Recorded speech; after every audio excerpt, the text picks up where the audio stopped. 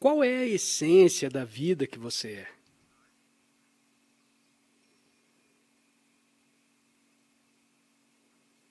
Não estou dizendo que você não deve tentar melhorar as condições da sua vida.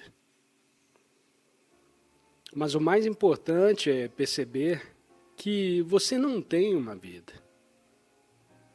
Porque as pessoas gostam de dizer, minha vida.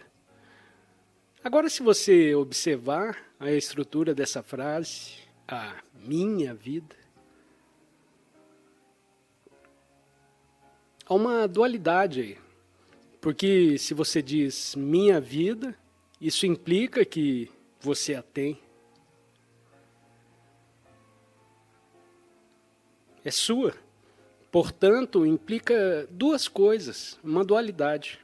Se você disser minha vida, aí está você e a vida que você tem. Me pertence, é meu.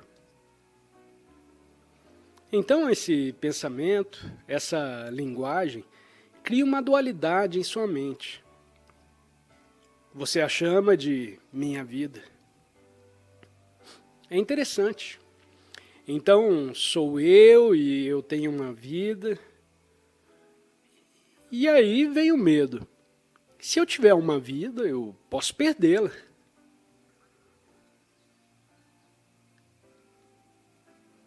E claro, então você visita o cemitério e vê, sim, todos eles já tiveram suas vidas e as perderam.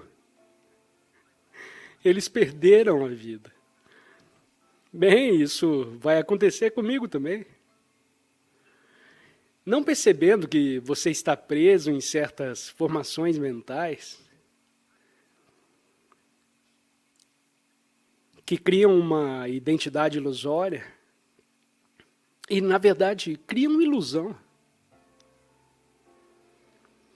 Você não tem uma vida porque não existe uma dualidade. Sem vida não há você, então você não pode tê-la. Você é um com a vida.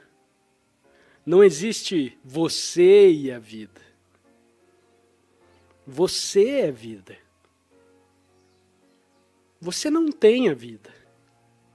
Agora, se você é isso, você não pode perdê-lo, porque você é isso.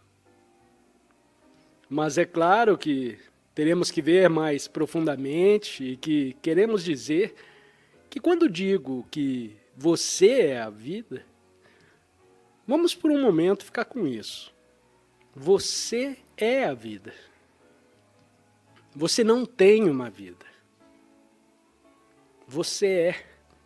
Então você pode dizer por si mesmo, você pode parar e analisar, ok, eu não tenho uma vida, eu sou a vida. Esse é o fim da dualidade. Você percebe isso. Há uma unidade de você e da vida. E quando eu digo vida, podemos usar outra palavra, a essência de estar vivo. Qual é a essência? Vamos devagar. Qual é a essência de quem você é? Qual é a essência da vida que você é? Ok, agora, humanos normais, o que significa humanos não despertos, dizem. Bem, a essência da minha vida é minha. Seja o que for que eles se identifiquem nela. São minhas posses, o que eu tenho, o que eu sei,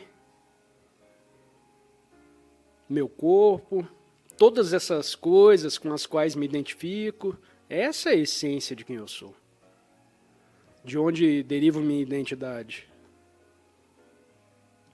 Pode ser o corpo físico, ou pode ser o meu carro, ou minha casa, ou meu trabalho, ou minha função na sociedade. Pode ser amigos que eu tenho, coisas que conquistei. Também pode ser que essas coisas também estejam na mente. Digamos que o seu senso de identidade, que é você se comparar com os outros o tempo todo, isso é o que você faz quando você está em sua mente. Você se compara aos outros. Digamos que seu corpo pareça melhor do que o corpo de outras pessoas por um tempo. Isso também passará, fique tranquilo. Mas por um tempo você pode entrar lá e então você se torna esse corpo. Você diz, esse é o meu corpo. Isso também é uma formação mental. Então não é tanto você se identificar com o corpo, você se identifica com o pensamento do meu corpo. É isso que você se identifica. Você não se identifica com sua Ferrari, se tiver uma. É o pensamento do meu carro que te torna superior aos outros, que só tem um carro pequeno. Ou o seu corpo te torna superior aos outros, que tem um corpo fraco. Então você pode se exibir por alguns anos, exibir seu corpo na praia, e se sentir bem consigo mesmo. E depois de um tempo, chega o dia em que você se olha no espelho e fala, uau, o que aconteceu? Algo de errado com o espelho. No passado, os espelhos que as pessoas faziam eram muito melhores do que os espelhos de agora. Então, por um tempo, você se identifica com isso ou aquilo. Isso é normal. Então, quando você pergunta qual é a essência de quem você é, a maioria das pessoas diria, bem, eu sou isso e é quem eu sou, isso é o que minha identidade é derivada, disso, disso e disso. E esse monte de coisas é quem eu sou. Nem sempre é positivo. Porque eu estava falando sobre ter um corpo que parece melhor do que o corpo de outras pessoas. Você pode ter um corpo que parece pior do que o corpo de outras pessoas. E isso também serve.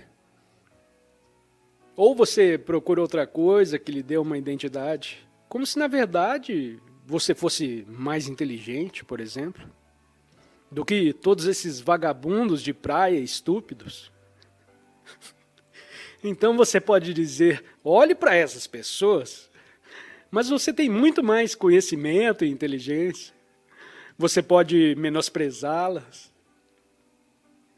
Ou você pode ser mais espiritual. Então eu não posso comprar uma Ferrari e eu estou na minha bicicleta. E você diz, olha para essa pessoa materialista na Ferrari. Então você ainda pode, ou se isso não funcionar, você pode ver o quão injustamente você tem sido tratado pela vida. E muito mais miserável do que a maioria das pessoas.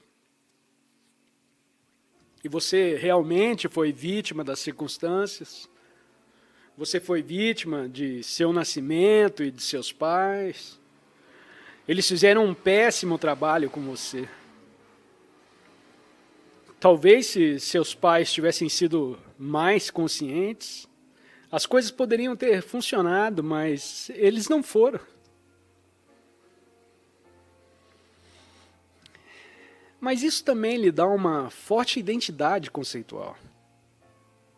Portanto, se você não pode ter um positivo, os negativos podem ser tão fortes quanto, se não forem mais fortes. Você pode ter uma enorme identidade de vítima. É uma coisa favorita, às vezes, no coletivo. Certas coisas egóicas ficam na moda por um tempo. Hoje em dia, a identidade de vítima para certos grupos de pessoas está muito na moda. Então, as pessoas podem sentir. Sim, todos nós estamos sendo vítimas dessas pessoas. E claro, há alguma verdade nisso, em alguns casos. Mas derivar uma identidade é uma ilusão. Derivar isso de um senso de identidade é uma grande ilusão. Isso não é quem você é. Isso é toda a minha vida. Isso é tudo. Então, se você não é todas essas coisas, quando eu pergunto, quem é você? Se eu fizer essa pergunta, não vá... Bom, vamos fazer isso por um momento. Não volte para o passado. Você pode sentir ou perceber quem você é sem a referência do passado em você? Você nem precisa se lembrar do seu nome agora. Para quê? Você não precisa se lembrar do seu endereço de e-mail, número de telefone, ou o que aconteceu com você há 10 anos. Não precisa se lembrar disso. Você ainda pode ter um sentido, sem referência à sua história pessoal. Você pode ter um sentido de existência ou presença. Não há passado nisso. Mas o que é isso? Você realmente não pode descrever isso? Tudo o que você sabe é que você é. Eu sou. Você pode sentir o ser subjacente ou a presença de você. Mas para realmente sentir isso, o que precisa acontecer é que, por um momento, o fluxo de pensamento precisa diminuir. E pode estar acontecendo para muitos nesse exato momento. O fluxo de pensamento, que é normal para a maioria das pessoas, que nunca para, exceto quando adormece, o fluxo de pensamento diminui por um momento. E quando eu perguntei se você poderia realmente sentir a si mesmo, sem referência à sua história pessoal, o que eu realmente estava falando, o que eu realmente estava te perguntando era: você consegue sentir sua presença sem pensar?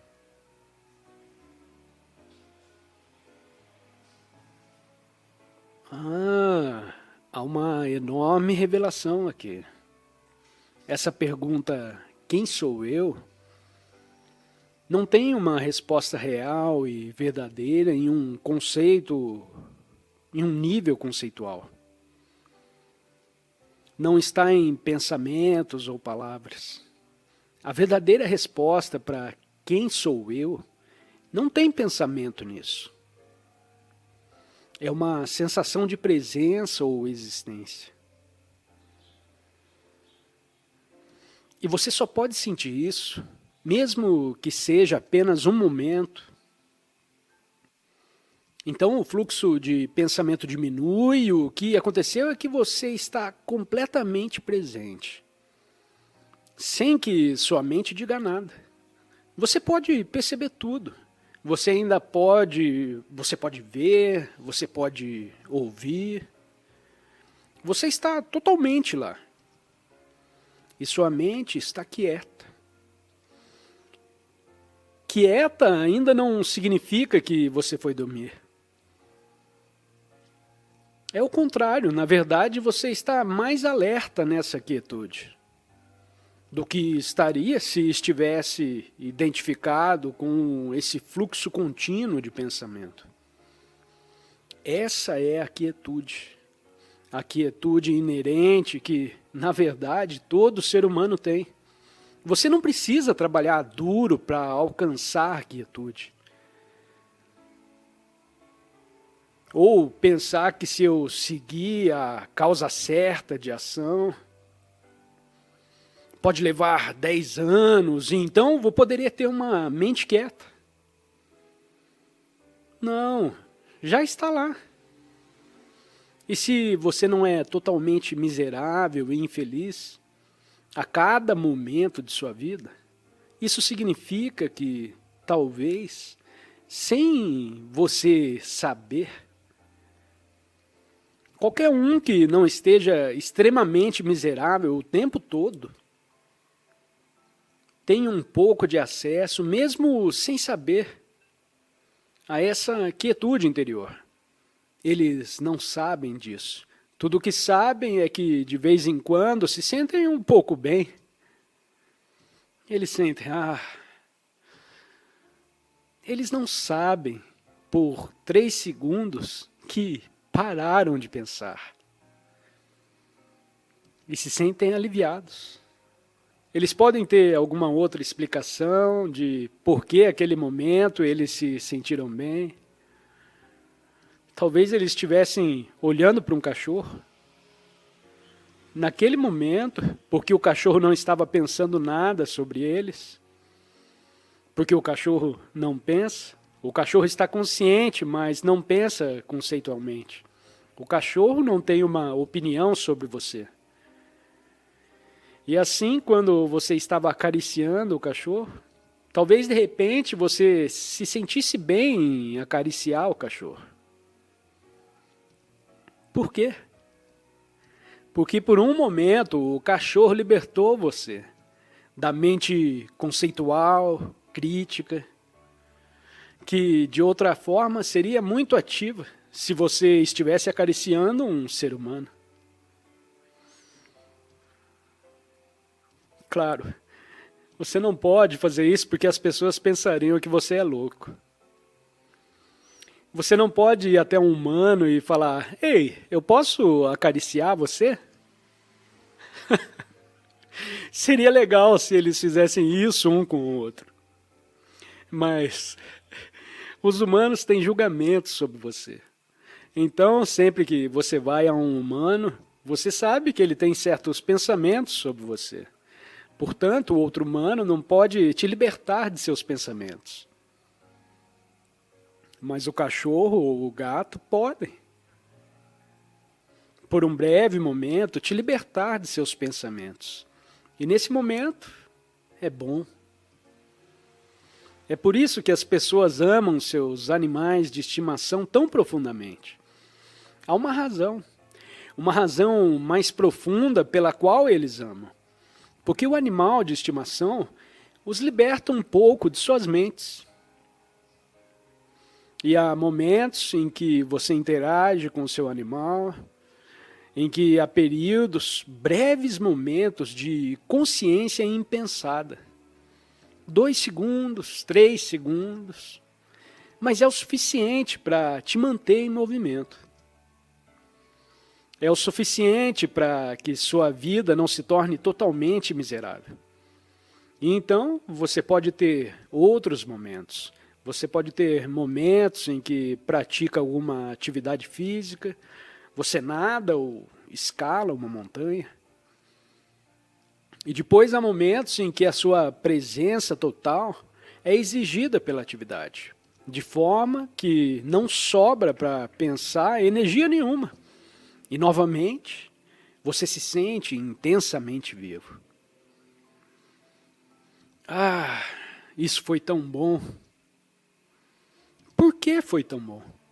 Bem, simplesmente eu adoro isso, é tão bom.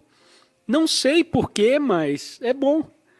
Bem, é bom porque libertou você, por um momento, do fluxo incessante de pensamento.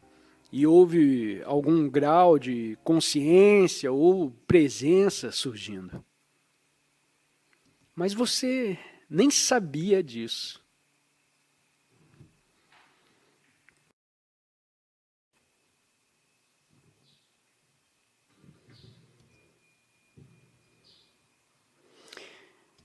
A primeira pergunta aqui é, a mente cria um problema físico. para nos distrair da dor emocional? Muitas vezes a dor emocional que não é reconhecida, quando não há consciência suficiente, a dor emocional existe abaixo do seu nível de consciência. E pode surgir com certos tipos de reatividade na vida diária. Então você é dominado por reações a certas coisas que te rodeiam. Aquele tipo de dor emocional que está em você, da qual você não tem nenhuma consciência. E a dor emocional que está em total desconhecimento pode muito facilmente se tornar um sintoma físico. Transferiu-se para o reino físico. Qualquer tipo de estado mental negativo prolongado, que produz emoções negativas correspondentes, afeta o funcionamento do organismo físico. E até pesquisas foram feitas sobre isso. E foi confirmado que estados negativos, estados mentais, emocionais, afetam a longo prazo, afetam o organismo físico. Você pode verificar por você mesmo. Se você está em um estado de ansiedade, pensando em pensamentos que criam ansiedade, pensamentos de medo, geralmente não sobre o momento presente. E o momento presente é bom, mas sobre algum momento futuro imaginado. Então isso afeta o corpo. Sua respiração se torna superficial, seu batimento cardíaco aumenta, todo o seu campo de energia se contrai. Todos os tipos de sintomas físicos aparecem. Então não há dúvida de que o que se passa na mente afeta o corpo. E novamente, por muito tempo, os médicos ignoraram completamente isso. Na verdade, eles negaram. E você foi ao seu médico para um tratamento físico e nenhuma única pergunta sobre como você se sente foi feita. Qual é o seu estado mental, seu estado emocional, como você se sente? Sem dúvida, não basta olhar para os sintomas. E esses médicos tradicionais diriam, oh não há conexão. Claro que existe. Você pode ensinar a seu filho que existe uma conexão entre a mente e o corpo e imediatamente pensar e imaginar que está mordendo um limão. Feche os olhos e imagine que está mordendo um limão. E prove. E imediatamente você sentirá a saliva se acumulando em sua boca. E não há limão. Houve apenas um pensamento de limão. Então o pensamento cria resposta física no corpo. E este é apenas um pequeno exemplo. Então temos outra coisa que é totalmente, quase completamente ignorada pela medicina tradicional, convencional, o chamado efeito placebo. E todas as empresas farmacêuticas, quando testam suas drogas, um certo número de cobaias, quando as drogas são dadas a humanos, são apenas pílulas de açúcar, ou o que quer que seja. São placebos. Eles não contêm nada, mas o assunto do teste não é informado. O sujeito do teste é informado de que esta é uma nova droga e sempre há uma percentagem significativa de pessoas que se curam ou, se não curadas, cujos sintomas melhoram significativamente após tomar essas pílulas de placebo. Em todos os ensaios clínicos, eles têm esses resultados. Não todos, e às vezes o placebo é muito próximo. Ajuda tantas pessoas quanto a nova droga poderosa e real. Isso é um placebo, então não vamos mais olhar para isso, porque estamos interessados apenas no que essa droga faz.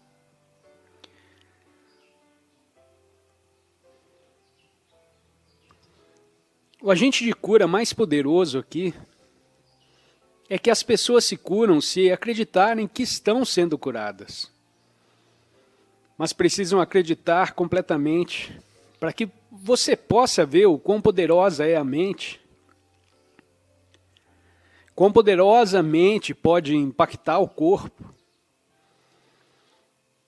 E se poderíamos explorar um pouco mais o que significa placebo e se isso poderia se tornar, de alguma forma, substituir o uso de drogas. E como fazer isso? Claro, isso se move para o reino da cura espiritual, mas há vastas possibilidades para a cura.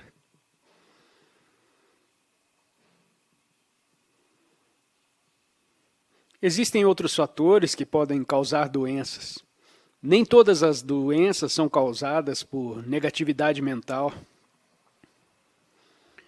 ou pensamento disfuncional, raiva, tristeza e assim por diante.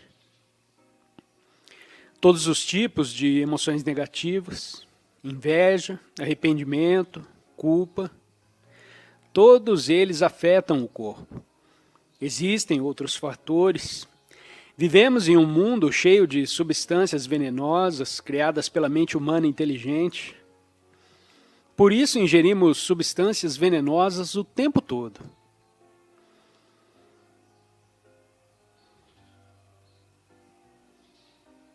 E existem todos os tipos. Somos bombardeados por todos os tipos de radiações feitas pelo homem. Pode haver certos fatores genéticos também. Mas o fato é que existe uma correlação muito forte entre quão bem o veículo físico funciona e quão harmoniosa ou desarmoniosa a mente opera.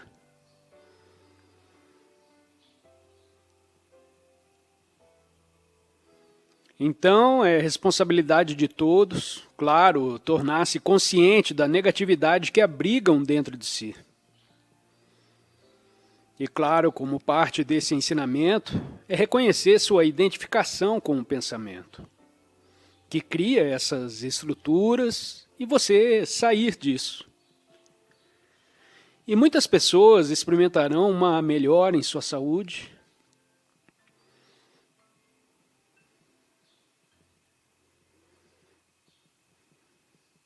a rendição e a presença muitas vezes também estão associadas a uma cura completa dos sintomas físicos. Rendição aqui significa um espaço de aceitação do que é, não aceitação de uma doença.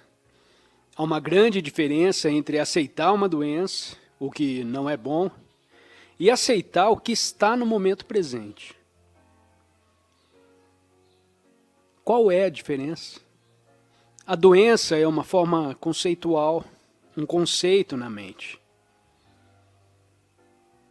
Seja ele qual for. Digamos que seja uma doença grave, a esclerose múltipla, por exemplo. Devo aceitar que fui diagnosticado com esclerose múltipla. Preciso aceitar que tenho essa doença, chamada esclerose múltipla. Não, isso é um conceito. Quando falamos de aceitação, tudo o que é necessário é aceitar o que quer que surja nesse momento. Então, se algo surge nesse momento, que você pode sentir, que é alguma forma de incapacidade, dor ou fraqueza, é a isso que você se rende. Não uma ideia de doença. Apenas ao que surge nesse momento. E quando você traz essa rendição a ele, muitas vezes a cura acontece. Porque a energia da presença queima. Pode-se dizer uma grande quantidade de karma, de coisas velhas dentro de você. Sejam manifestações físicas, ou manifestações mentais ou emocionais. na presença da presença, o passado é queimado. Muitas vezes a rendição torna a cura muito mais fácil, facilita o corpo a se curar, porque a cura, nenhum médico te cura. Quando a cura acontece, é sempre a inteligência que habita o corpo que produz a cura.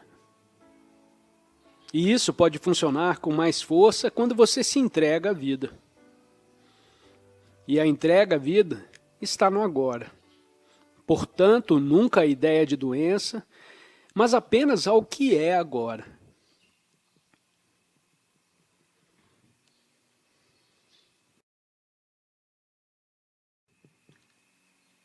Como podemos parar de nos identificar com as nossas emoções? Portanto, o abandono de qualquer tipo de reclamação, a menos que possa ser feito algo e você fale com alguém sobre isso. E, novamente, não de uma forma de reclamação, mas de uma forma factual. Isso já é uma grande mudança. E a autoobservação continua também, faz parte disso. Quais são os pensamentos que passam por sua mente, e seja a consciência do que está acontecendo em seu campo emocional. Você, enquanto está ouvindo isso, está carregando algo em seu campo emocional, que é um resíduo de algo que aconteceu há uma hora, essa manhã, enquanto você estava vindo para cá, ontem. Alguma situação imaginária que sua mente está criando, e a sua emoção reflete aquilo como se fosse realidade. E novamente, sem a consciência, isso toma conta de você. Você não precisa se livrar de nada, você não precisa se livrar da emoção. Sem a consciência, você não tem uma emoção, a emoção tem você. E a emoção é uma forma de energia, um campo de energia. Um pensamento é uma forma de energia. Tudo é energia. E isso é emoção e pensamento. São formações de energia não física. Então, o pensamento tem você, você não o tem. Você nem está lá. Você está espiritualmente falando adormecido. E está sendo dirigido pelas emoções condicionadas, o mental, você é dirigido pelo condicionamento mental e emocional, e o condicionamento emocional, mental diz, eu, e se refere a todas essas coisas acumuladas, eu, todo mundo diz eu continuamente, o pronome favorito de todo mundo é eu. E eles geralmente se referem a essa entidade. A entidade problemática, o ego, essa é a palavra. O eu egóico. Eu. Há um eu mais profundo que não é o eu egóico. E o eu mais profundo, é por isso que estamos aqui. Para acessar isso, para aprofundar isso. A maioria de vocês já tem acesso a ela, mas ela pode ficar periodicamente obscurecida. Nesse mundo, o que não é de se surpreender.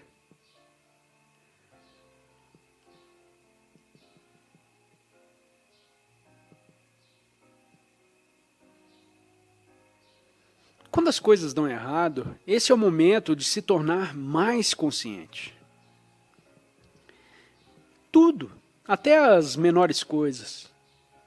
Se você não reagir a partir do condicionamento mental e emocional, mas seja a consciência. E então,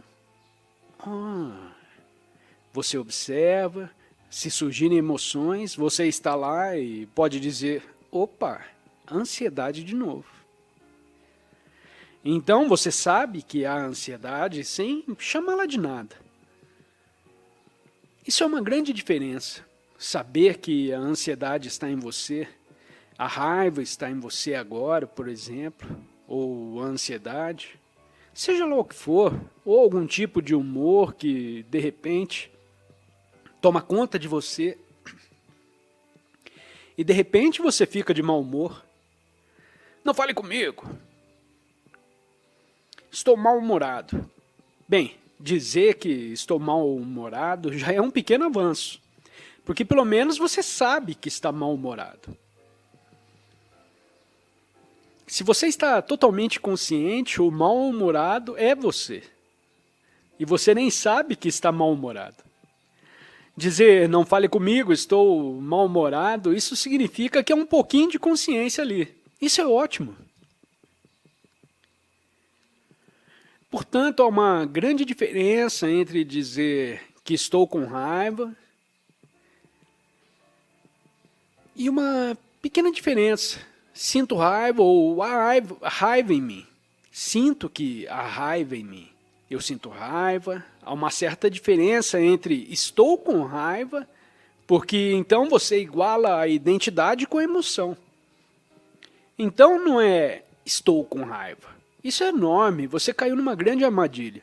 Se igualar emoção à sua identidade, ou se igualar um pensamento à sua identidade, ou uma história em sua mente, você iguala isso à sua identidade. Ou uma opinião que é pensada. O mundo está cheio de pessoas que não sabem a diferença entre sua opinião e sua identidade. Sua opinião se torna sua identidade. Então eles brigam muito com outras pessoas, porque estão totalmente confusos sobre quem são. Eles derivam sua identidade de um conjunto de opiniões.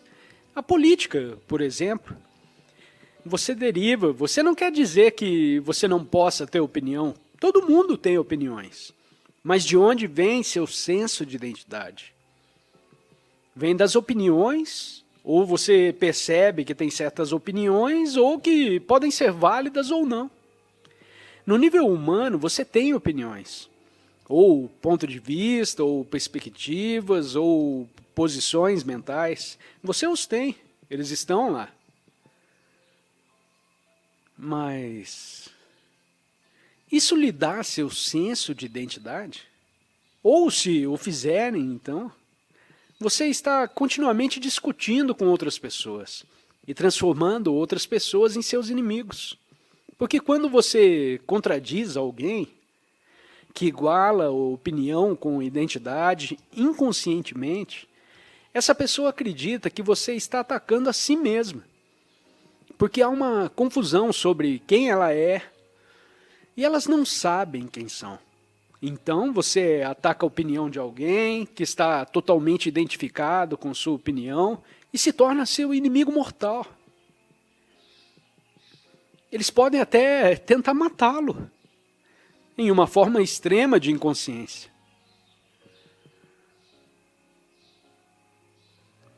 Então, é por isso que é tão importante transcender tudo isso. Transcender não significa excluir. Isso não significa mais opiniões. Estou agora, não estou tendo opinião sobre nada nem ninguém. Não, chega, isso não vai funcionar. O que você acha do Partido Republicano ou do Partido Democrata? Nada.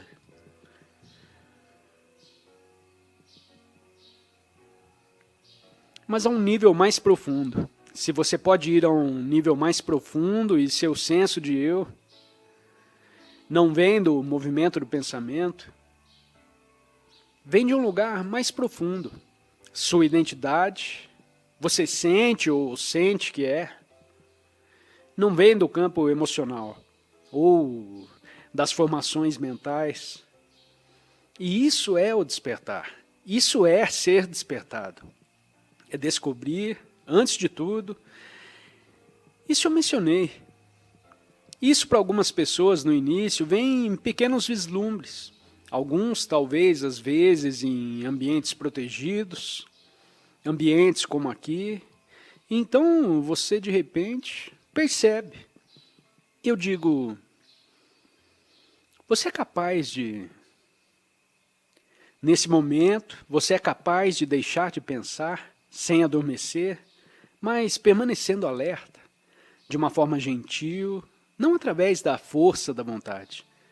Apenas abandone a conceituação, não há necessidade de interpretar compulsivamente esse momento. O que você poderia acrescentar a ele? Interprete como quiser. Você decide, eu gosto disso, eu não gosto daquilo, e sim e não. Gostos e desgostos ainda existem na superfície do seu ser. Mas quando você se torna enraizado na presença mais profunda, no seu ser,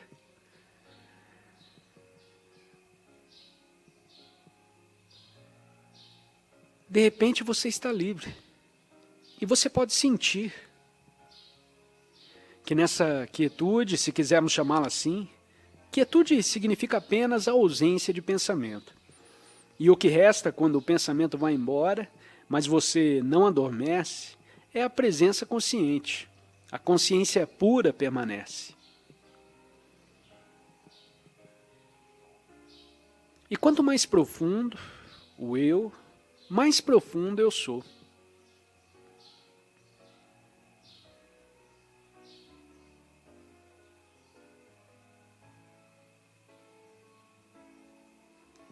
Então, em um momento de presença ou quietude, naquele momento, você transcendeu a pessoa, o eu pessoal. Claro, você volta a isso depois de um tempo. E a pergunta é, você vai se perder de novo? Talvez. Então, você sai dela novamente e depois de um tempo, volta. E esse é o seu objetivo da prática espiritual. Que sua conexão com a dimensão mais profunda não seja perdida, mesmo quando você está envolvido em atividades diárias, ou discussões, ou o que quer que seja. Existe uma conexão que permanece em segundo plano, o que pode ser o seu caso agora, enquanto você ouve isso. E não é que há algo em você que reconhece para onde as palavras estão apontando. Isso não é a mente conceitual. Aquele que reconhece como verdadeiro é uma realização imediata dele, da verdade dele. Você não precisa pensar sobre isso. Você não pode pensar nisso. Então, você sabe imediatamente. Sim, eu sei. Há um saber direto. Não um saber conceitual. Conceitual significa conhecer através do pensamento. A maioria das pessoas vive através de uma realidade conceitual. Sua identidade é uma identidade conceitual. E eles conceituam todos os outros que encontram. Eles imediatamente formam julgamentos. Eles vêm muito rapidamente. E você forma uma identidade conceitual para o outro. Você prende a outra pessoa nesse conceito mental. Mas isso você faz porque já fez isso consigo mesmo. Então você vive através de uma identidade conceitual.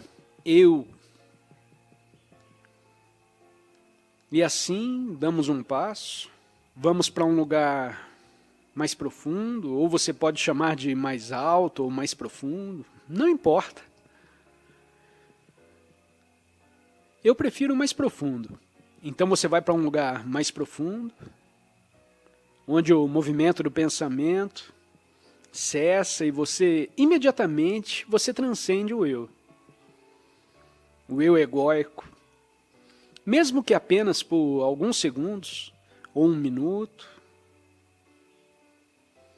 E todos desejam se livrar dessa entidade problemática. Inconscientemente, eles querem ser livres, mas não querem desistir. Há um paradoxo aqui. Eles não querem desistir, mas não conseguem suportar. Eles querem ser livres, tanto o consumo de drogas nesse mundo, é que tudo o que eles querem para transcender esse peso da vida, como experimentando a vida com esse fardo pesado. E a identidade deles é muito insatisfatória. Então eles anseiam por serem livres, mas eles vão abaixo do pensamento. A estrada que leva você abaixo, você cai abaixo do pensamento, e até certo ponto, sim, você se liberou do eu. Antes de dormir, há um momento de transição, quando você está na cama e já está quase dormindo. E esse momento é muito bom. Você sente, dá aquela sensação de sono e você pode sentir. Você não consegue mais pensar nos seus problemas. Todo o seu senso de identidade não está lá, porque você está muito cansado e então é puxado para o sono.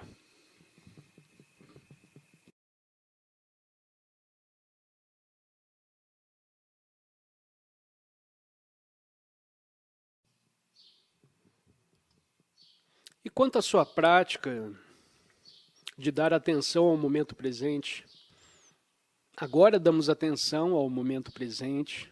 Você primeiro se torna consciente de tudo o que sente por dentro. E então precisa estar ciente de dentro e de fora. Isso faz parte do momento presente. Para que sua atenção não seja completamente absorvida por tudo o que você sente. Porque há também a vastidão do mundo exterior. E assim, presença, estar presente, significa estar presente dentro e fora, em ambos os mundos. Então você reconhece o que quer que sinta dentro de você nesse momento. Esteja também muito atento para ver se há algum pensamento associado a esse sentimento. Existem certos tipos de pensamentos que passam por sua cabeça, que refletem o que você sente? Por exemplo, se você se sente deprimido, você tem pensamentos que dizem que a vida, afinal, não vale a pena ser vivida. Ou quaisquer pensamentos que dizem que as pessoas são uma merda. A vida é uma merda, eu sou uma merda, eu não quero estar aqui. Esse tipo de pensamento. Portanto, você precisa observar, estar atento a ambos. No que diz respeito ao interior, esteja atento a ambos no nível das emoções e sentimentos e no nível da atividade mental. Que tipo de pensamentos? E, portanto, requer vigilância para que você não se entregue sem saber ao pensamento inconsciente. E você pode separar o pensamento inconsciente e os sentimentos. Então só você pode saber. Eu nem sei se você pode responder essa pergunta agora, porque você tem que descobrir no momento em que isso acontece. Que tipo de atividade mental acompanha esses sentimentos desagradáveis e ver se essa atividade mental realmente alimenta o desconforto que você sente ou o sofrimento que você sente. Isso é uma coisa muito importante. Que papel sua mente desempenha em tudo isso? Muito importante. Sua mente está alimentando isso? Porque esse é você. Você tem um grande corpo de dor lá, o que não é uma coisa ruim em si, porque um corpo de dor se torna uma forte força motivadora para você despertar. Eu também tinha um corpo de dor muito pesado, por isso tive que despertar. Não aguentava mais. E você nesse momento também não aguenta mais. Isso é bom. Portanto, tenha muito cuidado para examinar o seu pensamento. Estou alimentando o sentimento? E se estiver, Isso significa que há consciência suficiente para você perceber isso. Então você abandona os pensamentos, e uma maneira de fazer isso é, lembre-se que acabei de mencionar, estar presente por dentro e por fora. Você pode usar, por exemplo, suas percepções sensoriais, direcionando a atenção para suas percepções sensoriais, que desviam a atenção do pensamento. E então, você experimenta o próximo passo, que seria, você ainda sente o desconforto, mas também está observando a percepção sensorial ao seu redor. Tem o céu, tem a flor, minha mão, minha mão. E você não precisa, estou rotulando agora, mas você não precisa rotular.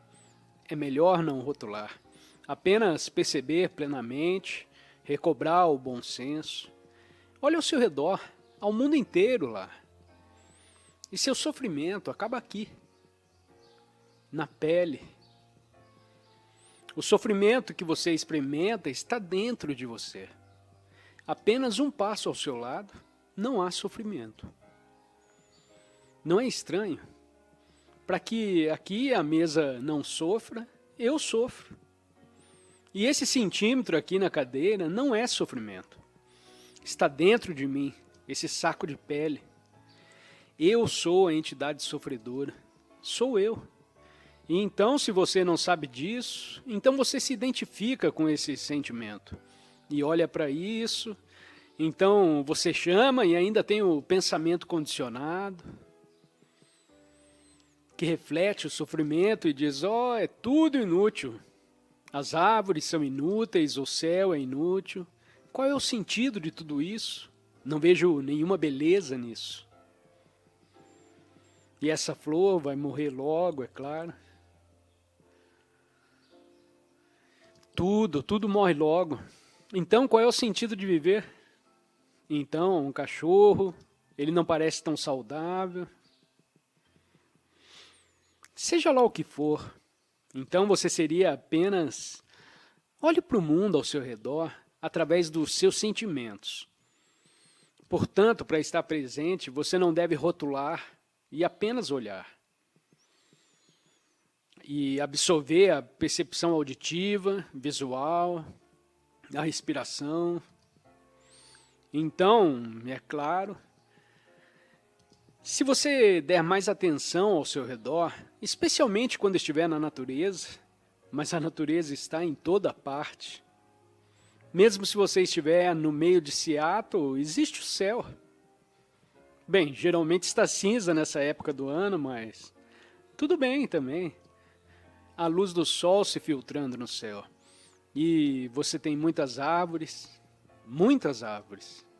O estado perene, Washington, como está escrito na placa do seu carro. Então isso é bom, você tem isso. Isso desvia sua atenção. Você não está negando o que sente, mas está adicionando uma dimensão externa a isso. Então a natureza tem um efeito muito curativo. Se você realmente der atenção à natureza e não estiver mais alimentando o sofrimento que sente dentro de você, claro, não desaparece imediatamente. Ou um milagre pode acontecer e acontece, mas geralmente não. É apenas o começo disso gradualmente se dissolvendo ou se transmutando. Agora, olhando retrospectivamente, qual é se você souber a resposta para isso, que tipo de atividade mental acompanha o sofrimento que você sente em seu corpo, quais são os pensamentos típicos que acompanham isso,